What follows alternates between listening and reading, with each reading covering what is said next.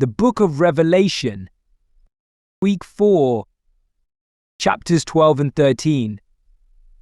The Antichrist. In this study, we will present the belief that there will be a literal Antichrist figure in the future. The word Antichrist appears only a couple of times in the Bible. Elsewhere, he is known as the man of sin, the son of perdition, the man of lawlessness, the little horn, and the beast. There are several reasons why we should study the Antichrist. 1. Biblical emphasis. The Bible definitely contains information about the Antichrist. It is clear that this figure will initiate the worst time in human history, according to Jesus and other writers. 2. Preparedness. If we do not know who the Antichrist is or what to look for, we will be caught off guard.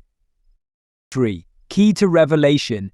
The Antichrist forms a significant backdrop to the story of Revelation, so to understand the book, we need to comprehend this backdrop. Understanding the Antichrist helps us grasp the entirety of the book of Revelation. 4. Current and future events. Understanding who the Antichrist is helps us make sense of coming world events, which will become more and more chaotic and confusing if we do not understand them. Part of military training is recognizing what the enemy looks like, where they are likely positioned, and what they are likely to do. Similarly, we need to recognize that if we don't understand where the Antichrist will arise from and his profile and his strategies, it will be possible for him to progress until we are caught in his trap. We know that the real enemy is Satan. We are not called to wrestle against flesh and blood, but against spiritual darkness. Despite this, it is to our advantage to be one step ahead of the devil's plan by recognizing the Antichrist when he appears, so that we can respond in faith instead of fear. In this section, we seek to explore all that the Bible has to say about this man and his end-time empire, so that you may be alert and prepared for the end times, particularly the reign of the Antichrist. Daniel chapter 2. The Antichrist system is first mentioned in Nebuchadnezzar's dream in Daniel 2 verse 40. Traditionally, the legs of iron were assumed to be the Roman Empire, which fell in AD 476, and from that assumption many derived that the feet of iron and clay will be a revived Roman Empire. Rome is no longer the head of an empire, however the European Union does occupy a similar area to the old Roman Empire in Europe. So is the EU the platform for the Antichrist empire to come? We will explore this option. However, there is another option. The Islamic Ottoman Empire, which rose to power between AD 1300 and AD 1600, is a closer fit for the legs of iron, since its borders compared more closely to the old borders of the Babylonian, Persian, and Greek empires. In that case, the feet of iron and clay could be a revived Islamic empire. Why do we think that the feet of iron and clay represent an end-time kingdom? Because in Daniel's account of Nebuchadnezzar's dream in Daniel chapter 2 verse 34, he says, "While you were watching, a rock was cut out, but not by human hands. It struck the statue on its feet of iron and clay and smashed them. Then the iron, the clay, the bronze, the silver, and the gold were all broken to pieces and became like chaff on a threshing floor in the summer. The wind swept them away without leaving a trace. But the rock that struck the statue became a huge mountain and filled the earth." The statue of Daniel 2 represents kingdoms in a chronological order from head to toe. The kingdom represented by the feet is the last kingdom, and it is this kingdom which is struck by the rock of God's kingdom at the return of Jesus. Therefore, the feet of iron and clay must be the end-time kingdom of the Antichrist. Later in verse 44 of the same chapter, Daniel explains the meaning of the rock which smashed the statue. Daniel explains, "In the time of those kings, the God of heaven will set up a kingdom that will never be destroyed, nor will it be left to another people. It will crush all those kingdoms and bring them to an end, but it will itself endure forever." In the same way, the arrival of God's kingdom will not only smash the Antichrist empire, it will also blow away the very concept of man-made empires. From this moment on, Jesus will reign forever, and his kingdom will fill the earth. Daniel chapter 7. In Daniel's dream in Daniel chapter 7, he sees a lion, a bear, a leopard, and a fourth terrifying beast. An angel tells Daniel that the four beasts are four kings that will arise from the earth. The widely accepted interpretation is as follows. The lion is the golden head of Daniel 2, the king of Babylon. The bear is the silver chest of Daniel 2, the king of Persia. The leopard is the bronze belly of Daniel 2, the king of Greece. The fourth terrible beast we then assume to correspond to the legs of iron and the feet of iron and clay of Daniel 2, which could be the Roman Empire and its revival as the EU, or the Islamic Ottoman Empire, historical and future. There is more information given by the angel about the fourth beast. It will be different from all other kingdoms and will devour the whole earth. The final king of this empire will speak against the Most High. He will oppress God's holy people. He will try to change the set times. He will try to change the laws. The holy people will be delivered into his hands for a time, times, and half a time, widely accepted to mean 3.5 years. 10 horns. This empire had 10 horns. While Daniel watched, there appeared another horn, a little one, which came up amongst the 10 horns, and 3 of the first 10 horns were uprooted by it. The angel explains to Daniel that the 10 horns are 10 kings who will come from this kingdom. After them, another king will arise and subdue 3 kings. Who are these 10 kings? Are they 10 emperors of the Roman Empire? History tells us that there were 70 emperors who reigned over Rome from 27 BC to 476 AD. Are they 10 caliphs of the Ottoman Empire? History tells us that there were 30 caliphs from 1520 to 1924 in the Ottoman Empire. But it is possible that the 10 kings are not consecutive kings who arise from this kingdom. Instead, when the Antichrist empire begins to form, there could be a confederation of 10 nations led by 10 leaders. This confederation would exist before the Antichrist appears, who would then conquer 3 of the nations in this end times empire. Detail from the book of Revelation supported by Daniel 7. The 10 horns of the fourth beast of Daniel 7 are again mentioned in Revelation 13. The beast who comes out of the sea has 7 heads and 10 horns, which we understand to be 10 kings. Revelation 18 also mentions the same beast, who is ridden by Babylon the harlot. In this chapter 2, the beast has 7 heads and 10 horns. In this chapter, an angel explains the mystery of the beast. The angel says that the 10 horns are 10 kings who will receive authority as kings along with the beast for 1 hour. This is widely accepted to refer to the 10-nation Antichrist empire of the future. The hour is accepted to mean a short time, in this case 3.5 years. The angel also explains that the 7 heads are 7 hills, which also represent 7 kings. However, these 7 kings do not reign at the same time. Instead, they represent consecutive empires. 5 have fallen. These fallen kingdoms are widely accepted to be Egypt, Assyria, Babylon, Medo-Persia, and Greece. Then the angel says that one kingdom is. At the time of writing, this would have been the Roman Empire. Finally, the angel says that the other has not yet come, but when he does come, he must remain only for a little while. Following the Roman Empire, unbeknown to John, would come the Islamic Ottoman Empire. In Revelation 17 verse 11, it says the beast who once was, and now is not, is an 8th king. He belongs to the 7 and is going to his destruction. There is an interpretation that this 8th king represents the Ottoman Empire, which will be rebirthed from the 7th empire. Verse 10 says it is only here for a little while, because once rebirthed, Jesus will return to put an end to it. As a note, the Ottoman Empire was abolished in 1922, but there is speculation that Erdogan, the president of Turkey, would like to revive this empire, which would then fit this narrative. Where is the location of the Antichrist to be? There are 2 main ideas: Europe or the Middle East.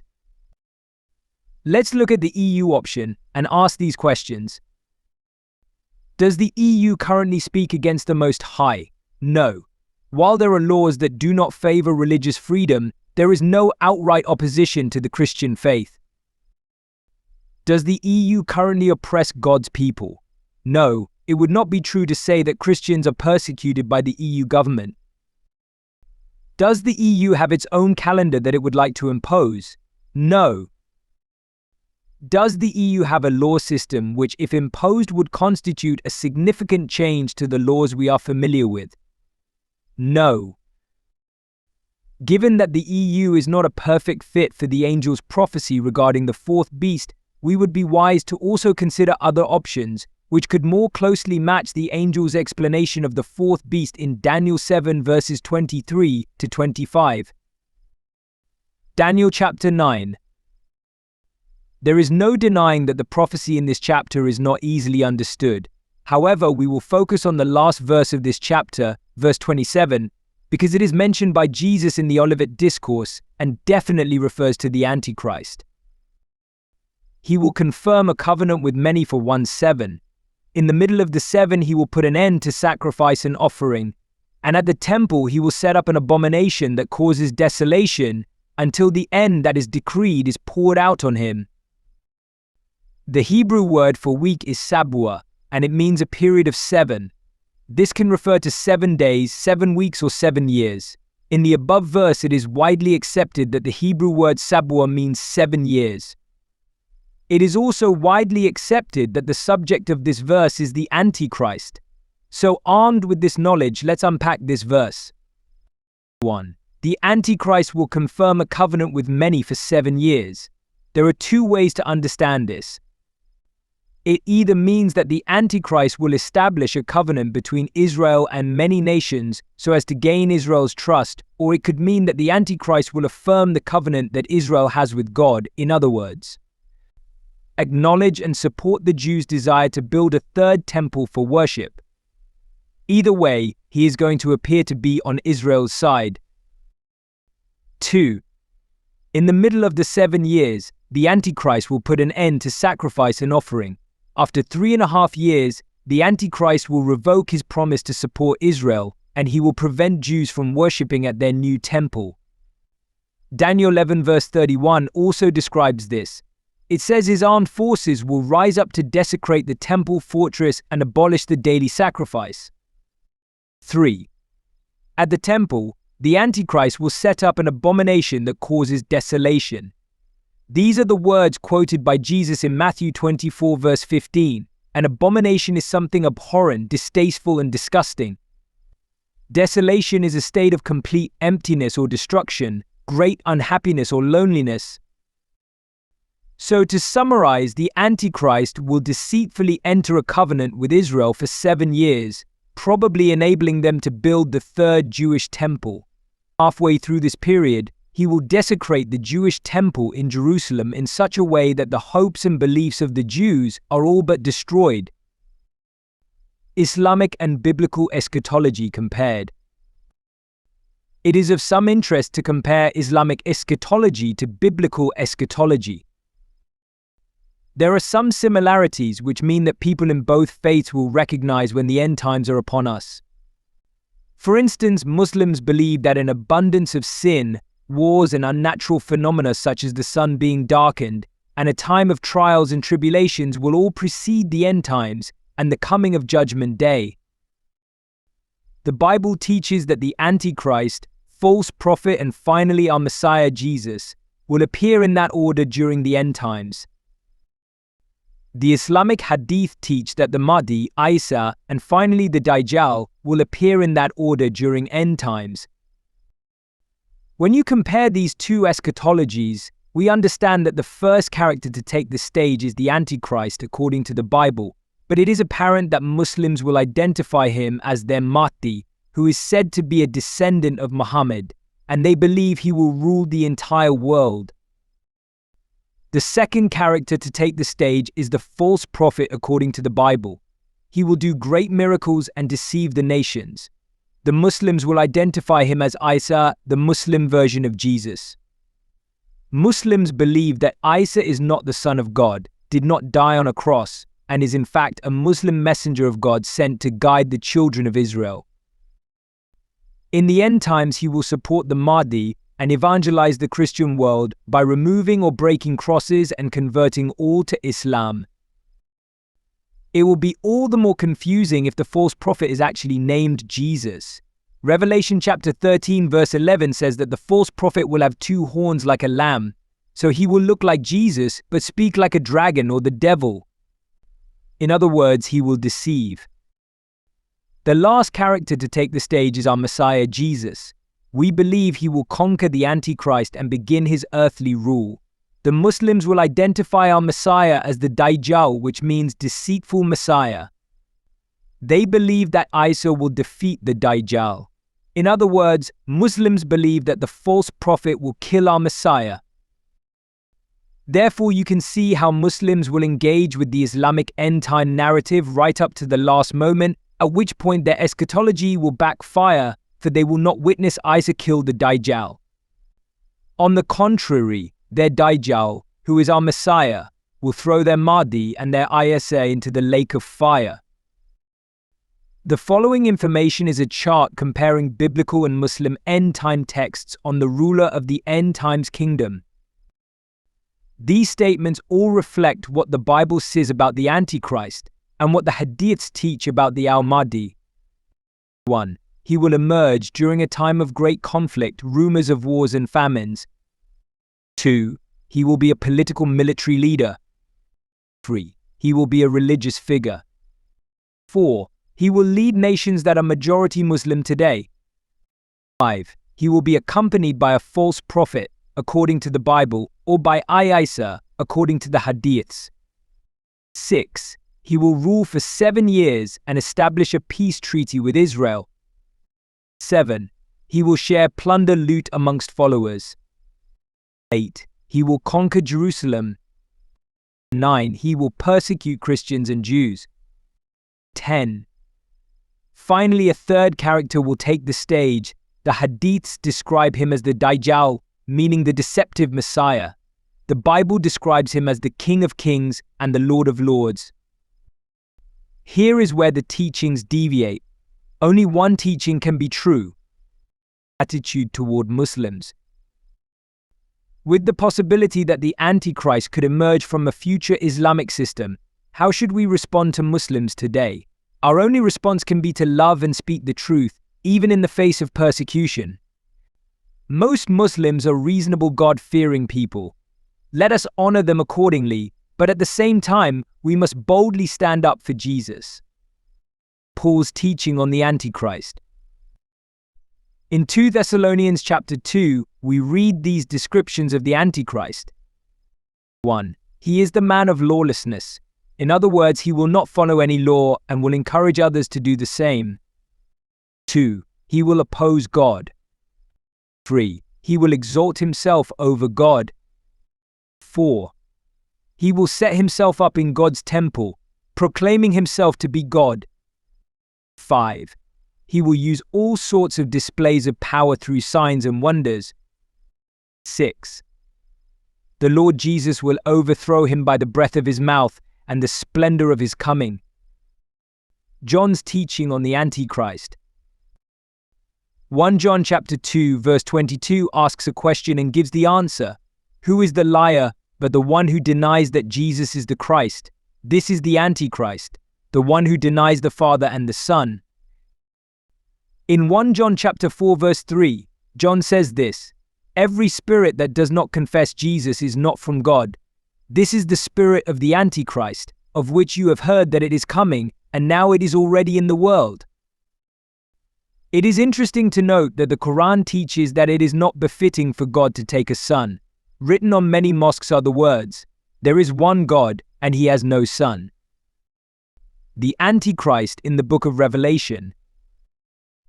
Revelation chapter 13 introduces the beast who utters proud blasphemy, wages war against God's people, and for 42 months is able to exercise its authority. This matches the prophecy in Daniel which says that the holy people will be delivered into his hands for a time, times and half a time. Evidently, the two scriptures describe the same character, the Antichrist. The false prophet in the book of Revelation. Revelation chapter 13 also introduces a second beast who has two horns like a lamb but speaks like a dragon. This probably means that he will look like Jesus but speak like the devil. This person will deceive the people of the earth by performing great miracles. He will be the driving force behind the image of the beast and the mark of the beast. These are both dangerous tools that will be used in an attempt to cause people to give up their faith. Chapter 13 does not describe the second beast as the false prophet, so where is that link made? It is chapter 19 which describes the false prophet as the one who performed signs on behalf of the Antichrist and deceived men to receive the mark of the beast. So we know that the second beast and the false prophet are one and the same. The image of the beast. Revelation chapter 13 says the following. 1. The false prophet orders people to set up or create an image of the beast. 2. The false prophet is given power to give breath to the image of the beast so that the image could speak and cause all who do not worship it to be killed. Therefore, we can derive the following. 1. The image of the beast is not something that already exists, like a historical monument or statue. It is created during the tribulation period. 2. If the image is to affect everyone in the world, it cannot be a physical object in a locale which could only affect those within its sight. Instead, it will be most likely made visible through some type of media. The mark of the beast. Revelation chapter 13 says the following. 1. The false prophet forces all people to receive a mark on their right hand or forehead. 2. No financial transactions can be made without this mark. 3. The mark is the name of the beast or the number of its name. The number of the beast in verse 18. This calls for wisdom. Let the person who has insight calculate the number of the beast, for it is the number of a man. That number is 666. Over the years, many interpretations have been offered. Some say that the number is an alphanumeric code, and then using gematria have gone on to wrongly identify the Antichrist as Caesar Nero or Ronald Reagan. Some say that the number simply means a man-made system, since 6 is the incomplete number of man. Also be aware that some Bible manuscripts gave the number as 616, not 666. Historically, much has been made of trying to identify the Antichrist by calculating the number of the beast. Since the meaning of Revelation 13 verse 18 is still unclear, our best endeavor is to use all the supporting scripture from Daniel and the New Testament to help us understand the possible systems from which the Antichrist may emerge, rather than make wild guesses about the actual person. Taking the whole narrative of the book of Revelation, we can arrive at these conclusions. 1. People can refuse to take the mark. These people are mentioned later in the book of Revelation. 2. The mark is not a parable illustrating materialism and the worship of mammon, but is something physical rolled out by the false prophet. 3. The mark cannot be taken unknowingly or without consent. 4. The mark will be rolled out by the false prophet and his system. When somebody takes the mark, they are knowingly consenting to submit to the Antichrist regime. 5. If cash is not replaced totally by electronic or digital currencies locally or globally, those without the mark would still be able to buy and sell. This contradicts Revelation 13 verse 17, so the conclusion is most likely a cashless society for the mark to take effect as spoken of in this verse. 6. If you refuse the mark of the beast, the most likely outcome is that you will not be able to use your bank account. This means that you will not be able to receive a pension, a wage, or any other income. It also means that apart from bartering with goods, you will not be able to buy either in stores or online. 7. The book of Revelation is very clear about the destiny of those who do take the mark.